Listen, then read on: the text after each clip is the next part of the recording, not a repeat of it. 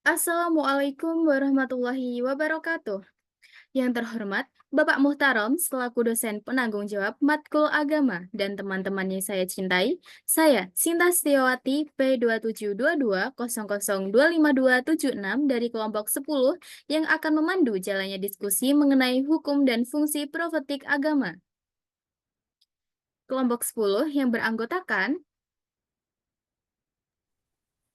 Pertama yaitu saya, Vera Agustina Kartikasari dengan NIM P272200252556. Selanjutnya, perkenalkan nama saya Natasha Citra Indriani dengan NIM P272200252269. Perkenalkan, nama saya Syafa Nur Aulia Alksana dengan NIM P272200252277. langsung saja kita memasuki sesi berdiskusi. Yang pertama mengenai latar belakang yang akan dibacakan oleh saya sendiri. Agama memiliki peran penting dalam membentuk tatanan sosial dan hukum. Dalam kehidupan bermasyarakat, agama berfungsi sebagai benteng moral yang mengatur hubungan manusia dengan Tuhan, sesama manusia, dan lingkungannya. Pengatur agama juga tampak dalam pembentukan hukum, di mana nilai-nilai agama menjadi landasan dalam menciptakan aturan yang adil, berkeadilan sosial, dan berorientasi pada kesejahteraan umat. Selanjutnya, kita akan membahas mengenai kesadaran taat hukum yang akan didiskusikan oleh teman saya. Baik, terima kasih. Kesadaran hukum merupakan sikap patuh terhadap aturan yang berlaku. Menurut ahli fikih, hukum syar'i atau Islam adalah akibat yang ditimbulkan dari perbuatan orang yang mendapatkan beban Allah Subhanahu wa taala, dan ini dibagi menjadi dua bagian. Yang pertama yaitu hukum taklifi. Hukum taklifi adalah ketentuan Allah yang mengandung ketentuan untuk dikerjakan oleh mukhalaf atau ditinggalkannya, atau yang mengandung pilihan antara dikerjakan dan ditinggalkan. Maksudnya yaitu hukum taklifi berisi tentang perintah, larangan, dan pembolehan. Hukum taklifi dibagi menjadi 5. Yang pertama yaitu ijab. Adalah ketentuan Allah yang menuntun untuk dilakukan suatu perbuatan dengan tuntunan pasti, disebut wajib. Yang kedua, nad, adalah ketentuan Allah yang menuntun agar dilakukan suatu perbuatan dengan tuntunan yang tidak harus dikerjakan. Sedangkan kerjaan yang dikerjakan secara sukarela disebut sunnah. Yang ketiga adalah tahrim, adalah ketentuan Allah yang menuntut untuk ditinggalkan suatu perbuatan dengan tuntunan tegas. Perbuatan yang dituntut untuk ditinggalkan disebut haram. Yang keempat adalah karohah, adalah ketentuan untuk meninggalkan suatu perbuatan dengan tidak tegas untuk ditinggalkannya. Sedangkan perbuatan untuk dituntut untuk ditinggalkannya disebut makruh. Yang kelima adalah ibahah, adalah ketentuan Allah yang mengandung hak pilihan orang mukhalaf antara mengerjakan atau meninggalkannya. Pekerjaan yang diperkenankan untuk dikerjakan dan ditinggalkan disebut mubah. Yang kedua adalah hukum wad'i. Hukum wad'i adalah ketentuan Allah yang mengandung pengertian bahwa terjadinya sesuatu itu sebab syarat atau penghalang sesuatu. Misalnya, yang pertama sebab sesuatu. Menjalankan sholat menjadi sebab kewajiban wudhu. Yang kedua, syarat sesuatu. Kesanggupan mengadakan perjalanan ke Baitullah menjadi syarat wajibnya menunaikan haji. Kesimpulannya, hukum Islam adalah hukum yang ditetapkan oleh Allah melalui wahyunya yang kini terdapat dalam Al-Quran dan dipertegas oleh Nabi Muhammad melalui sunnahnya yang kini terhimpun dengan baik di dalam hadis. Next. Tujuan hukum Islam secara umum adalah untuk mencegah kerusakan pada manusia dan mendatangkan maslahah bagi mereka, mengarahkan kepada kebenaran untuk mencapai kebahagiaan hidup, dunia, dan di akhirat. Dengan perantara segala yang bermanfaat serta menolak yang mendarat atau tidak berguna bagi kehidupan manusia. Menurut Abu Ishaq al-Shatibi, tujuan hukum Islam adalah yang pertama, memelihara aspek agama yaitu hifzul din, artinya menjaga agama dengan pemahaman dan perilaku yang toleran karena hidup di negara yang majemuk.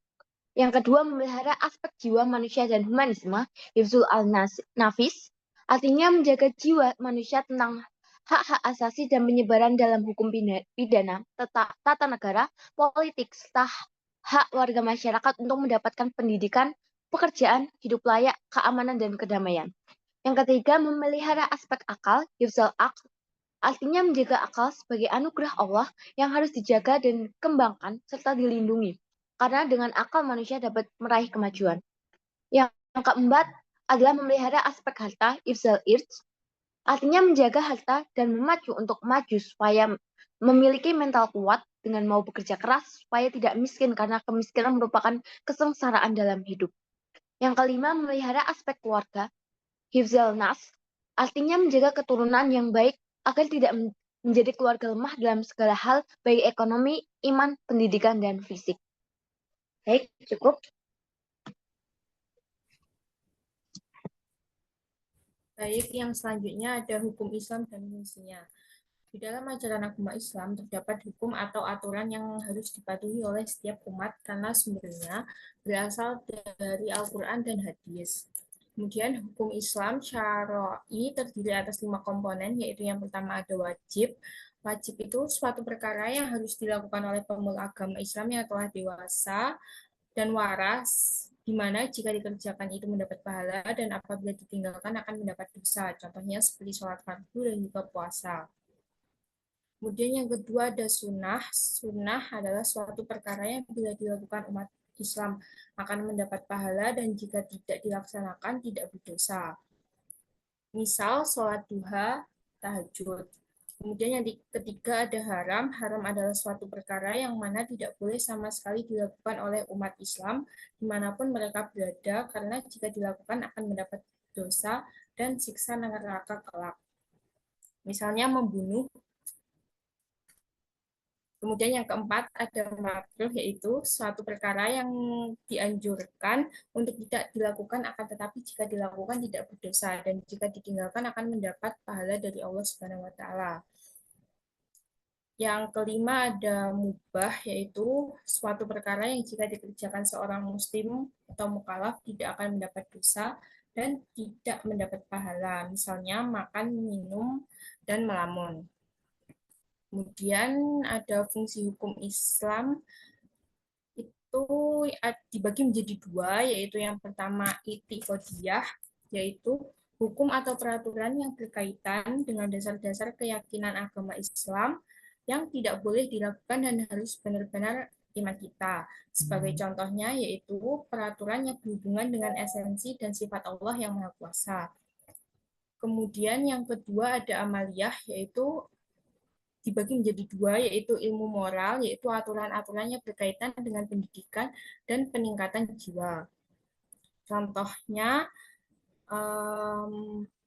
semua aturan yang mengarah pada perlindungan keutamaan dan mencegah kejahatan, keburukan, dan harus memenuhi janji. Kemudian yang kedua ada ilmu fikih, yaitu peraturan yang mengatur hubungan manusia dengan Tuhan dan hubungan manusia dengan satu sama lain. Contohnya seperti ibadah, seperti sholat, zakat, puasa, dan juga haji. Next.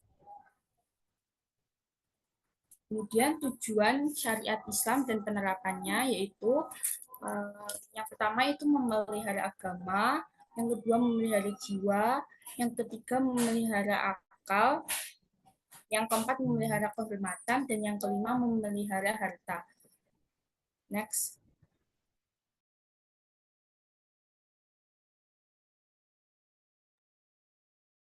Selanjutnya ada profetik agama. Profetik berasal dari bahasa Inggris prophetical yang mempunyai makna kenabian atau sifat yang ada dalam diri seorang nabi, yaitu sifat nabi yang mempunyai ciri sebagai manusia yang ideal secara spiritual individual, tetapi juga menjadi pelopor perubahan, membimbing masyarakat ke arah perbaikan, dan melakukan perjuangan tanpa henti melawan penindas. Dalam konteks ini, sifat profetik tidak hanya berbicara tentang kesalehan pribadi, tetapi juga menyangkut keberanian moral dan tanggung jawab sosial untuk membawa kebenaran serta keadilan di tengah kehidupan masyarakat. Yang kedua, ada fungsi profetik agama dalam hukum.